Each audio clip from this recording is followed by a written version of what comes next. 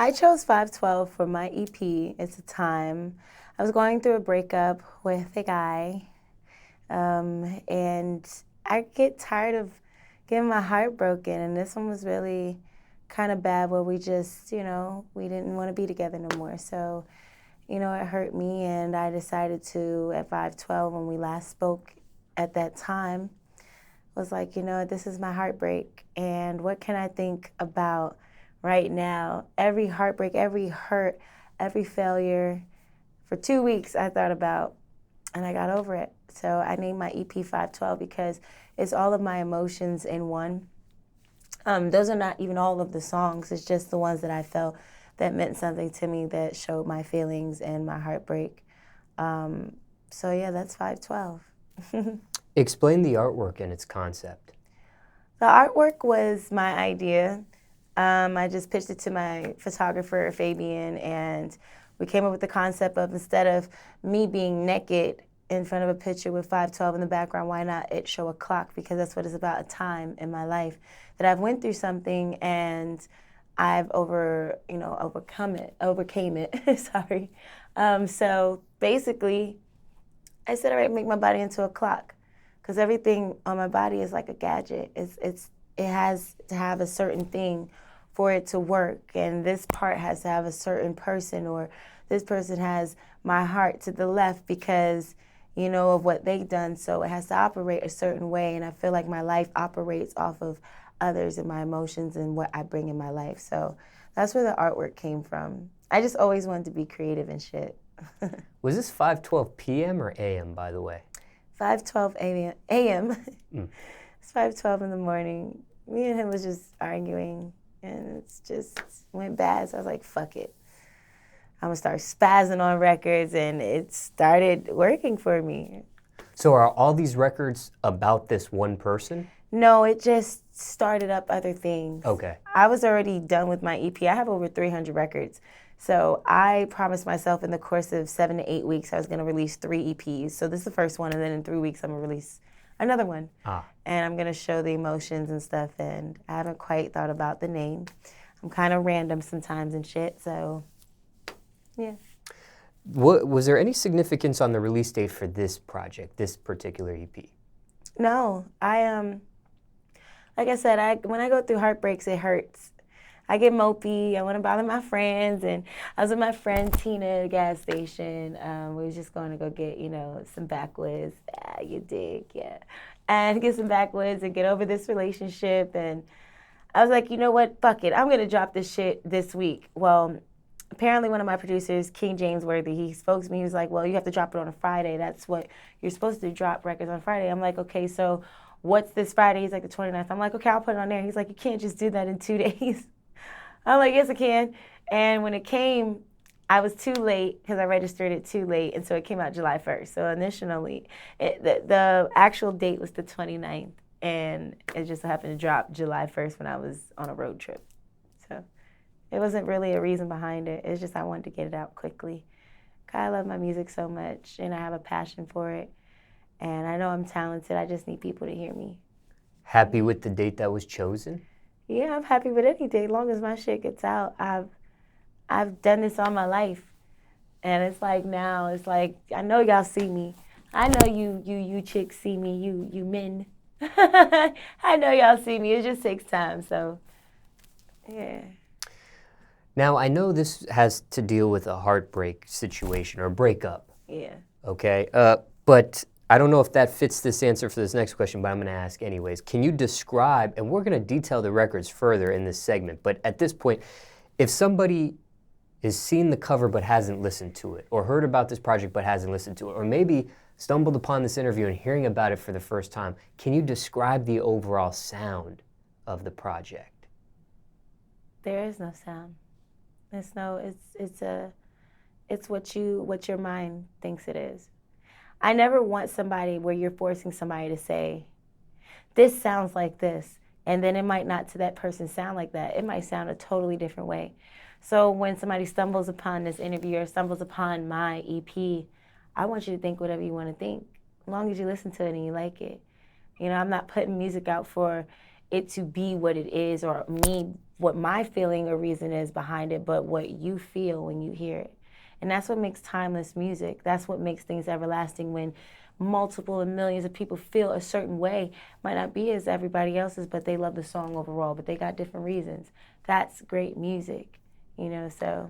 Well, I didn't know if it was like a dark sounding project. No, it's not dark. It's just, a good vibe, different feelings. Okay. The next project gonna be something serious though, just like this. Why this amount of songs for this project? I know you said 3 different EPs in a span of 7 to 8 weeks, but why this amount for this first project? Those are the ones that I could register on time to release. Oh. I was registering, I had my people going just so crazy, like, please get enough for an EP, which is like 6 or 7 songs. I'm like, all right, release it. Like, that's kind of how I went with it. That's why I said my next EP has more time, a couple weeks, and I'll have it all together where I could get the R&B feel stuff. But that's what happened. I'm rushing, I guess, excited to let people hear me, because it's all I have. I don't depend on nobody. I depend on, I love and I eat, I sleep, I shit music. I put everything into it, and it's my passion. How do you narrow down from 300 songs to pick the amount for this project? Going through them all. 300, you're serious when you say that. That's not like I have a lot. An over-exaggeration. That's a real number, 300. No, I had my engineer, KJ, was like, you got like 18 songs over here, right? And I've only known KJ for like a couple months.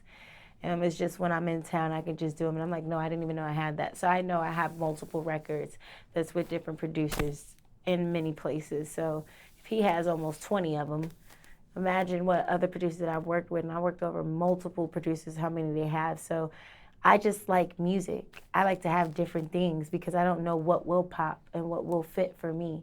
To me personally, I think everything fits for me, but we don't know what the world might make me take off on. So how was the process of narrowing down? Being random, because that's what I did at the gas station. I was sitting there going through a breakup. I'm like, I'm gonna just listen to music, try to pick out some songs, and that's what happened. I picked them. I was just like, I want this, and then let it out. That's it. All at a gas station? Yeah, like just at the Shell's gas station, just. I'm random. I wanted it so bad. I got tired of people putting me down, and I read the comments. They're so vicious, like, you're fat, you can't sing, or you play these instruments, but you're never going to make it because of your background. You used to be this. You're the fighter. You're a thought. And I'm just like, damn, like, all I want to do is sing and take care of my family, get rich, and take care of my mom. And all this happens all because I posted up, I'm playing piano and remixing a Prince song, and y'all are talking and bashing me, talking about how big my teeth are, and happy bitches can't even afford these damn teeth. What's wrong with y'all? You know what? The next time that a girl give me mad, I'm like, listen here, young man. I don't want no smoke. Like, you just want to retaliate and go off on people, and I'm working on that too. So pipe down on the negativity, because you never know how it makes somebody feel. I do have feelings. Not that y'all gonna listen anyway. You're like, man, fuck this bitch thought. But you gotta roll with it, and it's worth it sometimes, because that's not what you're here for. But I do have feelings where it does hurt. So you just gotta keep focusing on the goal and shit, and that's to get your music out. And that's all I wanna do, get my money and do my music and tour. You get a lot of comments. Good and bad. There's some people that may get 1/10 of the comments you get, and it can cause some serious health problems. Yeah. Right? Stress, anxiety, depression, suicidal thoughts. How do you... How do you navigate? With the social media, with people bashing me and saying I need to be in a certain weight category, or I'm never going to make it because of my past. Like, you motherfuckers don't know what I went through. I was a cokehead. You feel me? I was a straight-up cokehead and a straight-up top girl at 14, being the bitch that was somebody's freaking hoe at 14, not by choice, but because I was snatched up, you dig? Like, I've been through shit. I've been through downfalls. I've been through letdowns. And it just be like, you be looking at somebody like, yo, you tripping. Like, you don't know what I've been through. I've been raped. I've been suicidal, did suicide, You feel me? Put people through hell, aired out people, thought that shit was cool. And it's like when somebody betters themselves, you still want to put them down. So you just kind of black out. That's another part of 512. Like, you just think about everything that's hurtful, even words. And you just let that shit go. You cry about it and you let it go. Can't nobody judge me but God. Can't nobody take me out unless God wanted to take me out. You feel me? Like, I'm going to shine whether you want it or not. I'm going to kick down the damn door whether you like it or not. And that's where I get the encouragement when people do say bad things about me and call me names. I'm just like, you know what, fuck it. Because when I walk outside my door in Atlanta, Georgia, baby, I have kids. I have people's parents that want me to hold their kids and take pictures and look up to me. So I'm kind of the little young thugged out chick that came from nothing that people are rooting for. You feel me? I ain't no angel and shit. I got oops and stuff. I'm just me, and that's what people love. So you're going to get hate. You just got to focus on your prize. My prize is get that bag, take care of my damn mom and my family, and mind my business. Mm. Now, remind me again, did the producer put this track list together? I did. Oh, you put this track list I just sent it over to him. Oh. It's like, this is the records. Register them shits now. Please. Cook was like, okay. That was during the gas station? Yes, it was. Okay. Definitely was. He went and called Fetty Wap, got the record, made sure, you know, the NBA Youngboy record, Elephant Man, I WhatsApped him, everything was good. I got the Bad Woman, got the Change record, and we just put them together. Now, since the project's been released, was there any remorse in either the songs chosen or the order of the track list? For instance, do you wish you would have added a song or two, or took away a song or two, or maybe had a song higher in the track list than it was, or lower in the track list than Nope, I just did it. I did what I did. You know, I don't have no regret in what I did. I don't have nothing bad behind it. I don't have no bad motive, no bad intention. I'm not trying to shit on nobody or, oh, look at me, yeah, I'm buzzing now and stuff. I'm not doing any of that. I just want to, you know, do my shit. When you do your music and you're great at it, and talent gonna speak for itself, someone gonna see me. And it's gonna be a problem after that, so. From start to finish, how much time did this project take to put together? You mean as far as recording it and stuff? Yes. Hours and days and frustrations and getting BMI and ASCAP's information, split sheets and long nights and coming in and smoke sessions and trying to figure out life, heartbreaks, family, fighting with yourself, within yourself, always being judged. That time, it's effortless. There is no time. I couldn't even tell you a time. There'd be days I stay up a whole day and don't even remember what the next day is because I put so much time into making sure those records, you know, and this is just to put it out there. I ain't paid for none of these features from NBA Youngboy. It was because I had went into a studio session. He was playing pool. If you can sing, I'll give you a feature. If you can sing how you say you can sing, I'll give you a feature. I'll never forget that. Remy Ma, I'm sitting in the TSA. She walked past me like, come on, Johnny. I'm like, who is this? And I look, it was Remy Ma. And went from that to now we are in the works of doing a record. Therese Deshawn, Debo. He was Deb's, you know, she called him like her nephew. It's the relationships. And we did a record. It's Gunner. When I DM, you know, I stay up all night DMing people, DMing record labels, DMing the artist assistant, or their videographer or photo, you know, a girlfriend. I'll even hit up the girlfriend like, hi, I want to do a feature with your boyfriend. I figured if I talk to you, you know, and that's respectful enough because, you know how women could be, you know, why the fuck are you DMing my, you know, and it's really just, I be in there just trying to get it done. Or I don't even care if it's athletes that I know that are genuinely my friends that either dated my friends or they dated my homegirls and they still together, and I'll talk to them together like, look, y'all want to invest in a singer and stuff like that, and they have, or either they've contributed or took part. I've just hustled. I'm a hustler. I got 1.4 million followers. I just stopped dancing for 6 months. I've been hiding it, lying to you guys, but I have no shame in it. I was a stripper for years, and I just stopped dancing. I was right at the Blue Flame, honey. And I found other ways. You know, I started playing piano, remixing stuff.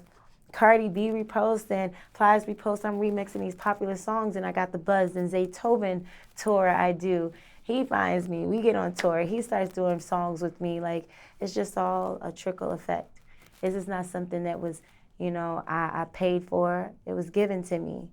You feel me? These records, like, could have cost me in debt, and it was genuine love from these artists. Fetty Wap, you know, second record, like these Black Youngster, TK Kravitz, like these songs I've been talking about for years, I've just been sitting, you know, so it's a blessing to like put them out. Now those features could have put you in debt, but they didn't. But financially, aside from those features, how much does a project like this cost to create? Not a lot, as long as you got good people around you. I'm always honest, I'm always upfront, like, look, a bitch ain't all the way rich, but I make my money. And when you tell people that and they fully understand and they know you're genuine, they look out. So you find a couple studios that you can work with and great engineers, and they just genuinely want to see you win, and you remember those people when you blow. Because there's no such thing as failure. Sorry, y'all not about to get me with the white right around my lips. This is why I don't like lip gloss. But you just have people that genuinely love you and want to see you win, and you look back when you do win, because like I said, there's no failure. There's a purpose in why you're going so hard and recording late at night. And when you look back and you take the people with you. So it's not hard at all. You just got to know the right people and people that support you and want to see you win. Did you go over or under whatever that budget was you had for it? I always go over because I want great things. You know, I'll have $5,000 because of 2 bookings one day. And I'll be back at 500, then I'll the next day be back at 6. Like, it's just weird, and I'll spend it all just to make sure that these records and stuff is worth it, you know, and great quality so people can enjoy them. So are you living check by check? No. Okay. It's more of like I make so much money that it's placed everywhere. But I have like my emergency money, if that's what you mean. Like, I'm very intelligent. I keep things on the side. But what I mean is that, in general, it's just a lot. You know, you got to be honest. Like, yeah, it could get you in debt easily, because then when you go overboard, you might have to take from a savings. But I've been budgeting great, and I also have investors here and there that help me push certain things. So, yeah, I'm in a good place, especially if I stop dancing, because that was my big money. You know, so if you are a dancer out there, you kind of understand how we are expensive. We spend a lot, you know, so... yeah.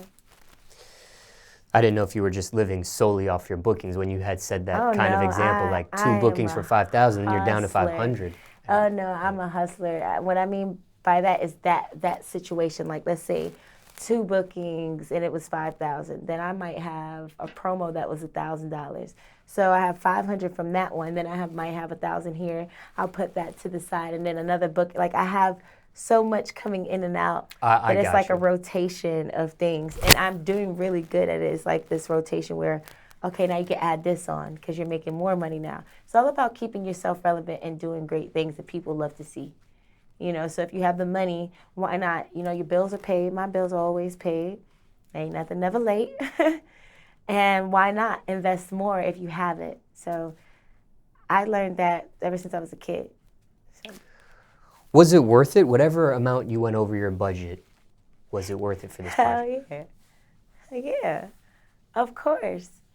It's always great to see something come out, you know, wonderful after you invested so much in it. You don't believe in taking losses. There's no such thing. If you already think that way by the time you're going in with it, then you're going to fail. You know, definitely going to fail.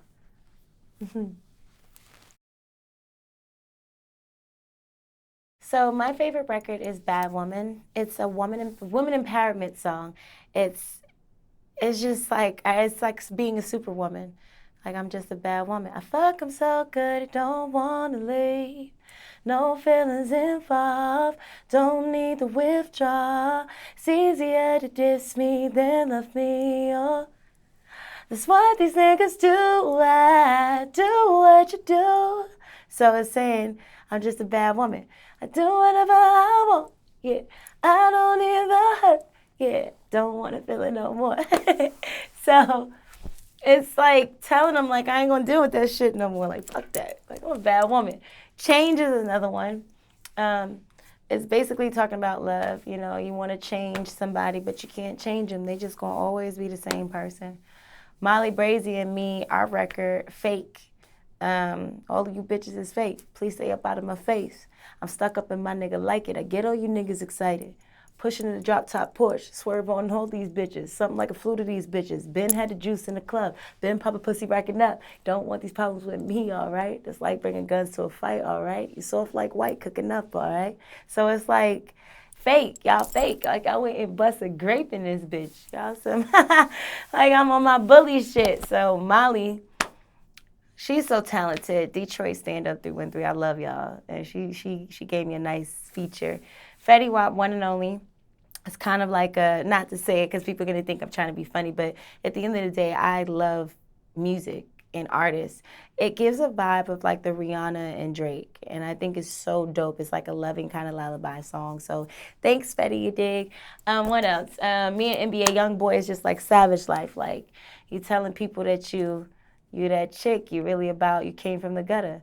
Like, it's like, tell any bitches, get out of my way. Walk it or talk it, I ain't come to play. Money I get, you can never relate. Savages, say South, I say. One and I get it on the lay. Hating bitches, run them over, homicide on you dummies. Pull the plug on you phonies. Had to cut me 2 rollies. Say you better than show me. So, it's full of excitement, full of you know, getting your little raw on and your little thuggish mode. And then you have, last but not least, Elephant Man, which that's the island thing. Hear what me say, you wanna go rude, when I get rude and nasty. So me and Elephant Man's doing that. And then we're doing a music video July 27th. I'm so fucking excited. It's just amazing. So that's just the rundown of 512, you dig? Yeah. Where are you doing the music video at? Jamaica. We're going to Jamaica. We got 10 people, my hairstylist, makeup artist, just friends. Got an Airbnb, big ass house, 3 days. Genuine people around you, and it's gonna take off internationally. Sometimes you gotta just, like I said, them bookings and them not interviews, that Instagram posting for people, and you know I got a big following. People need their music heard, so they pay me to promote it, and everything from your head to your toe. I got Jhonni Blaze lighters. I got popcorn, Jhonni Blaze sweet popcorn, hot and spicy popcorn. I invested in myself, and some people might laugh, but there's nothing like investing in yourself and in winning. So I make money and I put it into myself. So that is a whole recap of 512 and also just what I've been doing. Where do people get the popcorn and stuff like that? Oh, on my website, honey. You can go ahead and click it on the my Instagram. Link in bio type of Link in bio type of stuff. Yeah.